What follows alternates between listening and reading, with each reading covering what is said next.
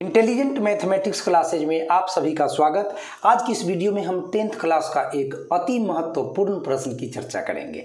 चलिए तो क्वेश्चन को देखते हैं। एक भिन्न के अंश तथा हर का योगफल 18 है। ठीक है बच्चों, 18।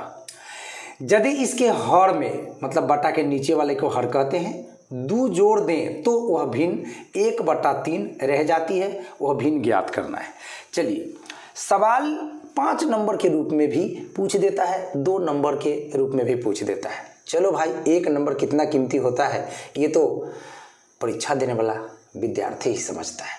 चलो बच्चों, तो इस सवाल को सीखते हैं। भिन्न को हम लोग x/y मान लेते हैं। भिन्न को बच्चों हम लोग क्या मान लेते हैं? x/y। चलिए, जहां की x को अंश कहेंगे बच्चों, जहां की x को क्या कहेंगे? अंश। जहां x बराबर आपका अंश हुआ, बटा के ऊपर जो रहता है ना उसको अंश कहते हैं, एंड बटा के नीचे जो रहता है यानी कि y, इसको हर कहते हैं। चलिए, ये हो गया। अब प्रश्न में शर्त है कि अंश तथा हर का योगफल 18 है, यानी x और y का योगफल 18 है। चलिए, तो प्रश्न से हम लोग लिखते हैं बच्चों, प्रश्न से हम लोग यहाँ पे लिखते हैं कि अंश तथा हर का जो योगफल है वो आपका 18 है, यानी कि x + y जो है बच्चों, x + y जो है वो कितना है? तो 18 है। ठीक है, अब हम x का मान क्या लिख सकते हैं? बोलिए आप लोग। ये +y है, अब बराबर के बाद शिफ्ट होगा तो -y हो जाएगा। इतना तो मैथ में आप जरूर जानते होंगे कि +y बराबर के बाद गया तो -y। अब आप लोग इसको समीकरण 1 मान लीजिए। अच्छा बच्चों, एक शर्त के अनुसार एक समीकरण आ गया। अब एक और शर्त को देखिए। यदि इसके हर में 2 जोड़ देना है, कितना जोड़ना है? 2 जोड़ देना है। कहाँ? हर में। हर कहाँ रहता है बच्चों? बटा के नीचे। तो क्या होगा? वह भिन्न जो है वह 1/3 रह जाती है, यानी कि हमको हर में 2 जोड़ना है। चलिए बच्चों, हर में 2 जोड़ना है तो पुनः प्रश्न से हम लोग लिखेंगे बच्चों, पुनः प्रश्न से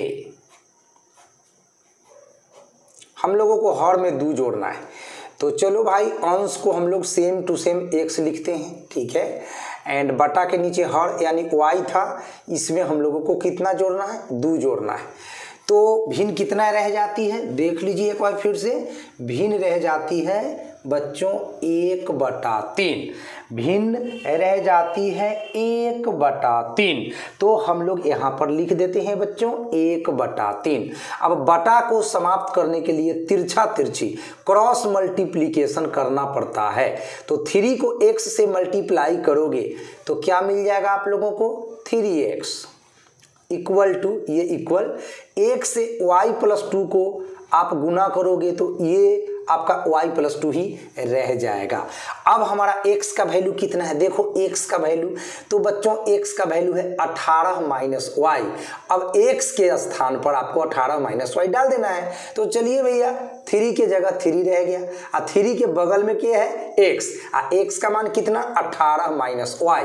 तो अब x के सामने ब्रैकेट दे करके आपको ना 18 - y पुट कर देना है, डाल देना है, रख देना है, एंड बराबर के बाद आपका y + 2 ज्यों का त्यों।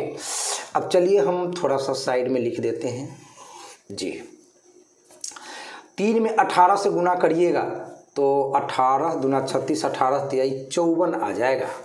तो यहाँ पे आप 54 लिख दीजिए, और उसके बाद 3 में y से गुना होगा तो 3y हो जाएगा माइनस में, एंड बराबर के बाद है y + 2। सेम टू सेम आपको लिख देना है y + 2। ठीक है बच्चों, y + 2 लिख देना है इसको, y + 2। अब हम लोग क्या करेंगे बच्चों? y वाले को एक तरफ, संख्या को एक तरफ। चलो भाई, तो 54 संख्या है, इसमें y नहीं लगा हुआ है, और 2 भी संख्या है, इसमें y नहीं लगा हुआ है। तो 2 को इधर लाते हैं बराबर के पहले, तो ये +2 इधर आकर -2 एंड बराबर के बाद y अपने जगह पर, अब -3y बराबर के बाद गया तो हो गया आपका प्लस में 3y।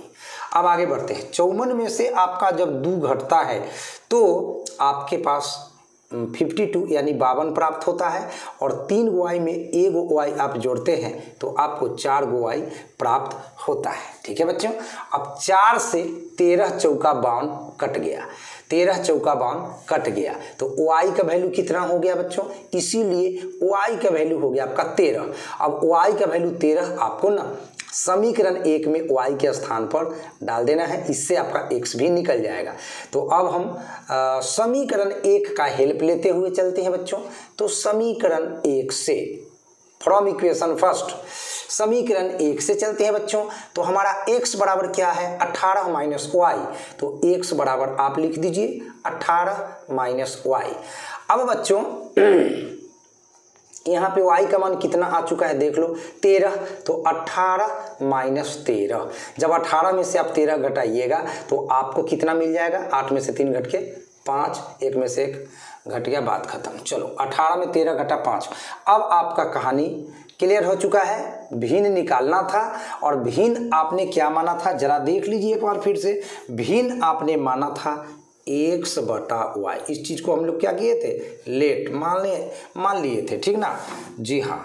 तो भिन्न आपने x बटा y माना था, और x का वैल्यू आपका आया 5 बटा y का वैल्यू आया आपका 13। ठीक है, y का वैल्यू आपका 13 आया, तो यही भिन्न हो गया 5 बटा 13, यही है आपका आंसर।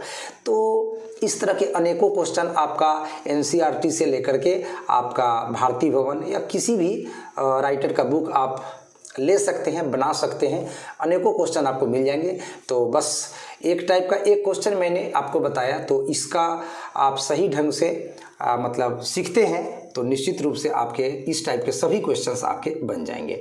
तो इसी तरह का उपयोगी वीडियो को देखने के लिए आज ही सब्सक्राइब करें इंटेलिजेंट मैथमेटिक्स क्लासेज। तो मिलते हैं एक प्यारा सा क्वेश्चन के साथ, तब तक के लिए जय हिंद, वंदे मातरम।